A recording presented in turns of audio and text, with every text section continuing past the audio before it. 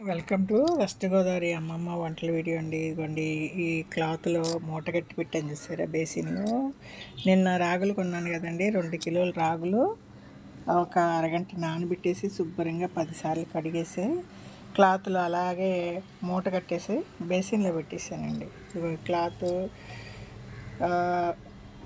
ఈ క్లాత్ ఏం తడపక్కర్లేదండి. మనం డ్రైగా ఉన్న క్లాత్లోని తడిగా ఉన్న ఈ రాగుల్ని వేసుకున్నామంటే చూసారా, మీకు తెలుస్తుంది, చిన్న తోకలుగా వచ్చేసినాయి మొక్కలు.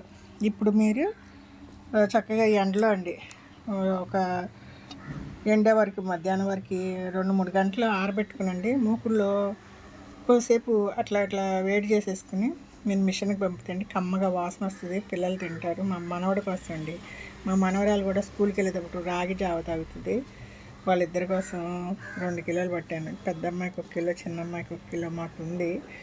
సరే నేను శుభ్రంగా కడిగి పిల్లలకి పట్టించేటప్పుడు అండి ఇలా మొక్కలు వచ్చి పట్టిస్తే మంచిగా కాల్షియం అండి, ప్రోటీన్స్ ఉంటాయి, కాల్షియం ఉంటుంది.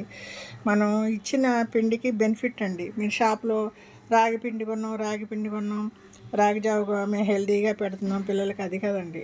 ఒక రోజు ఓపిక చేసుకుని ఒక అరగంట శుభ్రంగా కడిగి ఇట్లా క్లాత్లో చుట్టి ఒక మూలన పడేసారంటే తెల్లారి దీంట్లోనే వేడి వచ్చేసిందండి, మొక్కలు వచ్చేసి వేడి వచ్చేసింది. ఏం లేదు, గాలికి ఒక గంట ఆరబొట్టేసి కొంచెం వేయించుకొని మీరు చక్కగా మిషన్ పట్టించేసుకొని వచ్చాక కాసేపు బేసిన్లో ఆరబెట్టుకుని మళ్ళీ ఒక డ్రైగా ఉన్న డబ్బాలు వేసుకుని ఒక గట్టి పెట్టుకోవాలండి. పద్దాగా చేతులు పెట్టకూడదు. మీరు పిండి తీసేటప్పుడు పొడిగా ఉన్న గట్టితో మీరు వేరే పాత్రలు వేసుకున్నారంటే చక్కగా ఇది నిల్వ ఉంటుందండి. లేదంటే ఒక చిన్న డబ్బాలోకి 4-5 రోజులకి సరిపడ ఒక డబ్బాలోకి తీసి పెట్టుకుని మిగతాది డ్రైగా చక్కగా పెట్టుకున్నామంటే నిల్వ ఉంటుందండి. ఇప్పుడు నేను క్లాత్ మీద ఎండ వస్తుందండి బయట, శుభ్రంగా ఎండబెట్టేస్తాను. ఎండబెట్టి సాయంత్రం ఇవాళ ఆదివారం అండి, మిషన్లో ఇవి ఉంటాయో లేదో, సరే రేపే పట్టిస్తా. ఇది వెస్ట్ గోదావరి అమ్మమ్మ వంటల వీడియో అండి. ఇవి రాగులు అండి, మొక్కలు వచ్చిన రాగులు.